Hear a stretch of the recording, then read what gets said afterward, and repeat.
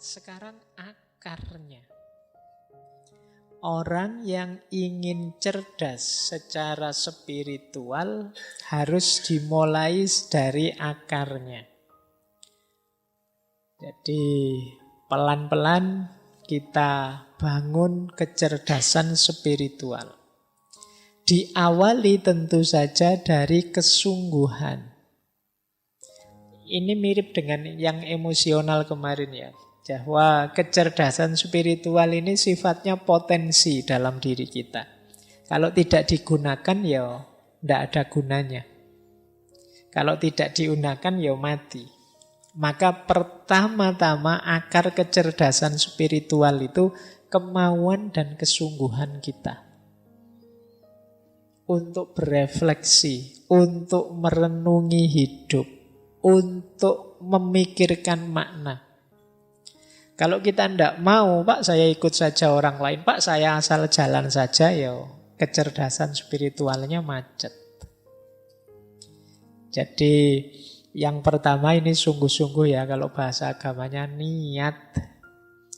Ya kalau tidak niat ya apa-apa tidak akan hasil. Jadi rumus pertama adalah yuk sungguh-sungguh mari menyisihkan waktu untuk merenung, untuk muhasabah, untuk memperhatikan hidup ini, diri kita, lingkungan kita.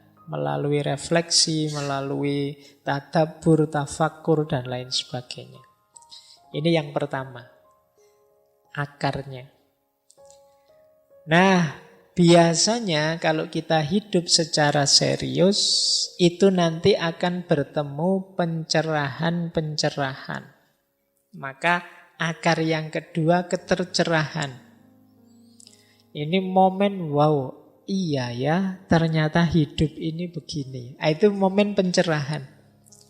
Baru saya tahu ternyata saya itu manusia yang lemah. Ini namanya pencerahan.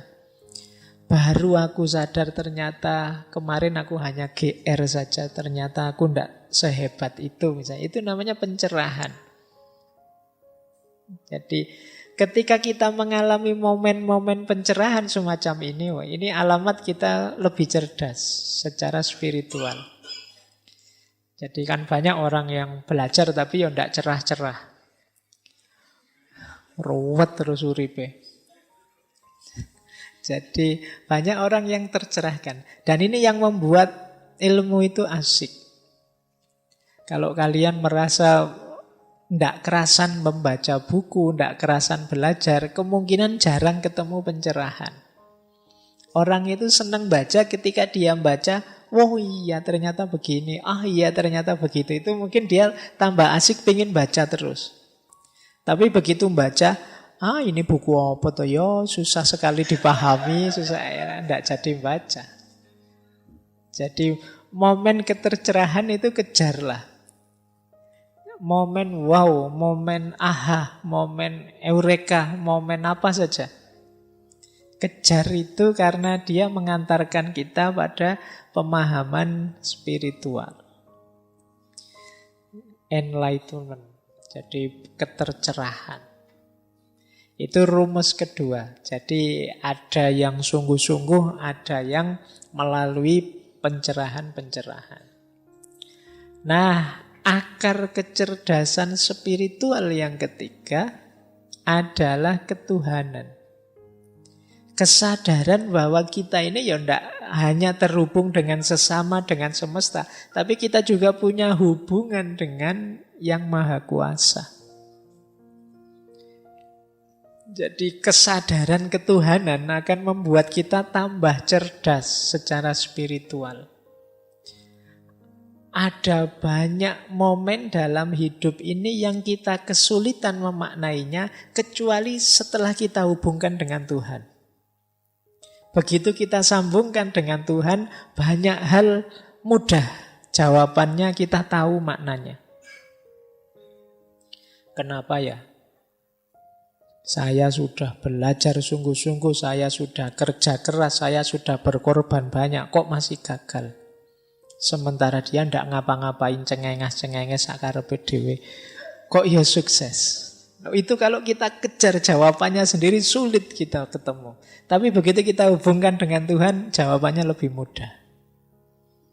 Ada banyak momen yang makna dan jawabannya lebih mudah ketika kita sadar hubungan hidup ini dengan Tuhan. Loh, kesadaran keterhubungan dengan Tuhan ini hanya orang-orang yang cerdas spiritual yang mampu. Jadi kalau ada momen peristiwa apapun, dia membacanya selalu melibatkan Tuhan. Kita kan kadang-kadang lupa bahwa kita punya Tuhan. Akhirnya kita kalau gembira terus jadi sombong. Kalau dapat anugerah jadi sombong. Dapat kesulitan terus putus asa. Ada sumpek sedikit terus rasanya dunia gelap. Ini namanya kita lupa kalau kita punya Tuhan. Nah, itu indikasi kita kurang cerdas secara spiritual. Pak, saya itu sudah hitung sampai yang sekecil-kecilnya loh. Kok masih gagal saja? Ya, itu kan kamu berhenti di dirimu sendiri. Kamu lupa bahwa ada Tuhan. Maka akar ketiga dari kecerdasan spiritual itu ketuhanan. Yang keempat, kecerdasan spiritual itu juga mengakar pada pengalaman. Jadi pengalaman inilah nanti yang jadi dasar kecerdasan, kepekaan juga kita secara spiritual. Kalau bahasa psikologi ada habit of mind. Pikiran kita terkondisikan peka dengan aspek makna, aspek spiritual. Itu mungkin bisa diawali dari pengalaman kita sejak kecil. Mungkin yang ngalami dulu ngaji di kampung, ngalami sama bapak ibu dipaksa sholat jamaah dan lain sebagainya. Itu kan pengalaman-pengalaman spiritual waktu kecil. Yang ini akan jadi habit kita. Jadi kebiasaan kita. Yang itu rasanya kita tidak enak kalau tidak begitu. Nah, itu buah dari pengalaman. Yang rajin sholat, ketika satu waktu terpaksa tidak sholat, itu kan rasanya ganjel. Sebaliknya juga begitu, yang tidak pernah sholat kok tiba-tiba sholat, itu kan momen mengesankan juga. Jadi, nah, yuk dari pengalaman terbangun habit of mind tadi. Jadi orang yang karakternya baik itu yuk biasanya karena memang dia dibiasakan dalam pengalamannya. Karakter-karakter yang baik. Sehingga terus karakter itu mengakar dalam dirinya. Nah, jadi akar selanjutnya pengalaman. Ya, pengalaman itu ada yang, kalau dalam ranah spiritual ada yang khas dua selain pengalaman biasa yang dibiasakan tadi. Yang pertama adalah pengalaman luar biasa dalam bentuk pengetahuan. Dan yang kedua pengalaman luar biasa dalam bentuk trauma. Pengalaman luar biasa dalam bentuk pengetahuan itu kalau dalam agama kadang menyebutnya ya pengetahuan intuitif atau kadang disebut laduni. Yang kita tidak belajar tiba-tiba paham. Karena ada ketercerahan itu saat kita membaca tercerahkan. Ada yang tidak membaca tapi tercerahkan.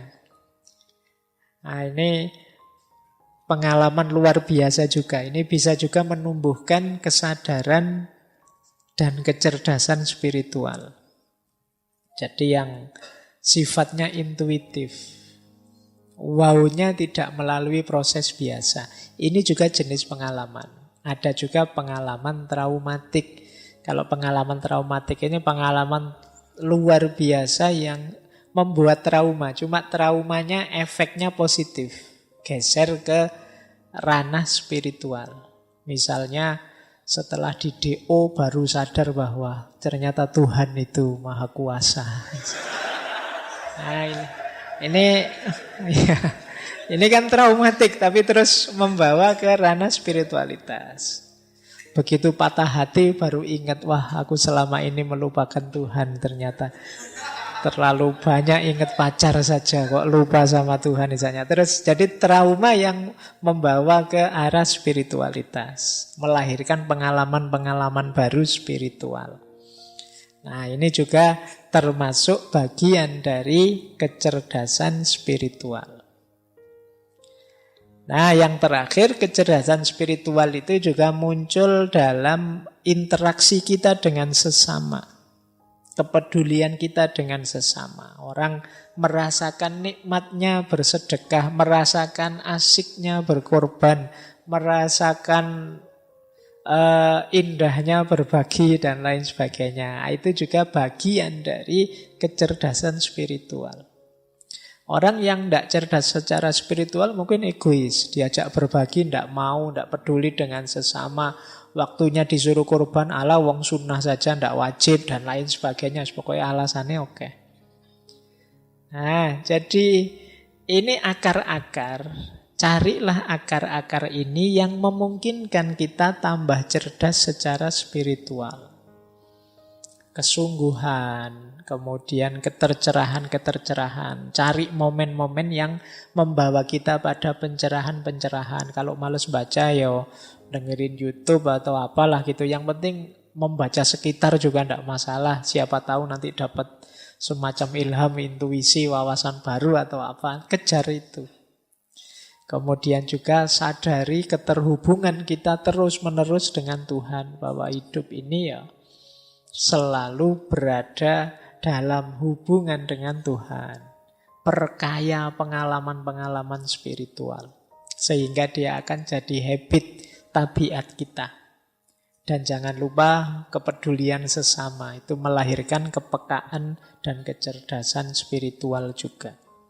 Kejar momen-momen ini biar kita tambah cerdas secara spiritual.